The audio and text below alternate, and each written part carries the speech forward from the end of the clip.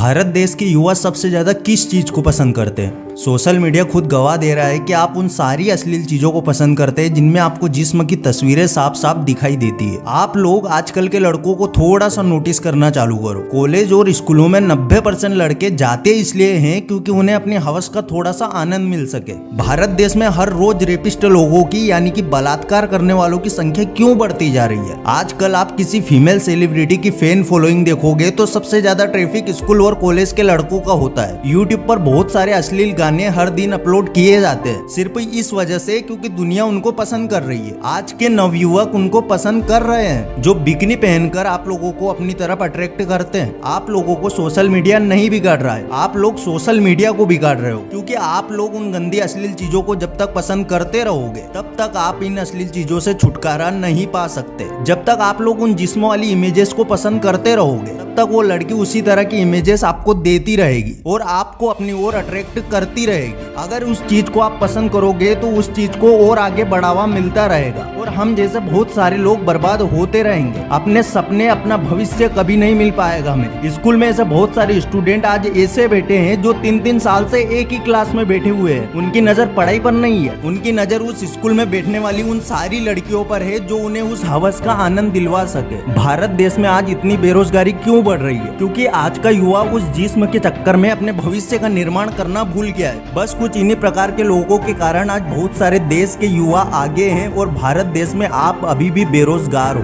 अगर आप भी एक मिडिल क्लास स्टूडेंट में से आते हो तो आपको इन गंदे विचारों से दूर रहना पड़ेगा क्योंकि ये गंदे विचार आपके भविष्य को बर्बाद कर सकते हैं। 18 से 24 साल का वो समय होता है जिसमें आपको भविष्य का निर्माण करना होता है, पर उसी उम्र में आप में से बहुत सारे लोग हस्तमिथुन से परेशान है। एक इंसान हस्तमिथुन के पहले तो अपने आप को शेर समझता है और हस्तमिथुन के बाद भीगी बिल्ली बन के क्यों रह जाता है? कोई तो ऐसा कारण होगा जिससे आप ना चाहते हुए भी अपने हस्तमिथुन पर कंट्रोल कर ही नहीं पाते और वो है सिर्फ और सिर्फ गंदे विचार। हाँ, तुम एक सफल बिजनेसमैन बन सकते हो, दुनिया में अपना नाम बना सकते हो, कुछ भी कर सकते हो, लेकिन फिर दिमाग में आता है एक ख्याल, एक गंदा विचार जो आपके सकारात्मक पर्सनालिटी को एक झटके में नकारात्मक बना देता है, आपकी सारी मेहनत पे पानी फेर देता है। आप में से कई लोगों के साथ ऐसा होता होगा। एक मोटिवेशनल वीडियो देखी, सोचा कि अब से पोर्न नहीं देखूंगा, हस्तमिथुन नहीं करूंगा, हर लड़की को रिस्पेक्ट की नजर से देखूंगा। बस यही सब ख्याल दिमाग में रख के अपने दिन की शुरुआत की। थोड़ा अच्छा फील करना शुरू ही किया था कि तभी जोर की तलब लगी और आपने अपनी शक्ति गंदे नाले में बहा दी। कई दिनों की मेहनत लगा के आपका शरीर थोड़ा सा वीर्य बनाता है और आप सिर्फ एक पल की झूठी खुशी के लिए इसे नाले में बहा देते हो। असली ताज्जुब की बात तो यह है कि आपका मन आपको संकेत दे रहा था, आपको बता रहा था कि भाई ये सब मत सोच, कुछ अच्छा सोच, अपने सपनों के बारे में सोच, नहीं तो कम से कम अपने करियर के बारे में ही सोच ले। पर आपके दिमाग पे मेले विचारों ने अपना अड्डा इस तरह से जमाया था कि आपको सही क्या और गलत क्या इसका पता ही नहीं चला।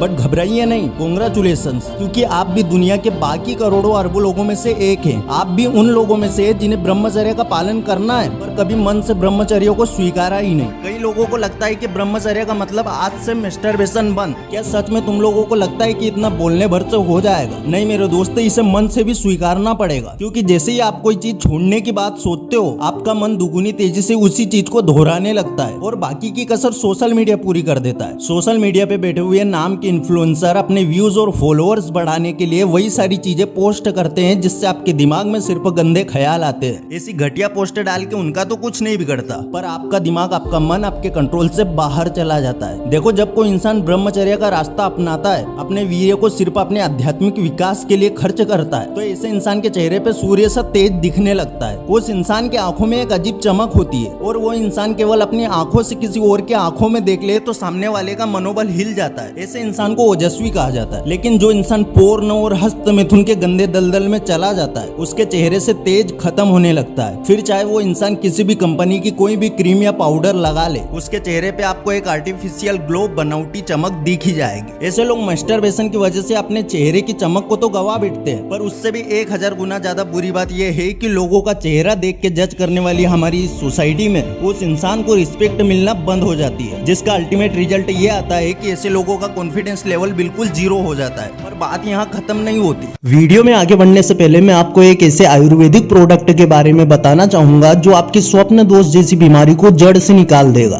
काहन आयुर्वेदा का शुक्र किंग, जिसके परिणाम आपको 10 से 15 दिन में ही मिलने लगते हैं। शुक्र किंग दवा का निर्माण शुद्ध और देसी आयुर्वेदिक जड़ी बूटियों से किया गया है, जो कि स्वप्न दोष और आपके वीर्य गिरने की समस्या को जड़ से दूर कर देता है। इसको खरीदने के लिए हेल्पलाइन नंबर पर कॉल करके ऑर्डर कर सकते हो और ऑनलाइन परचेस लिंक डिस्क्रिप्शन में दी गई है।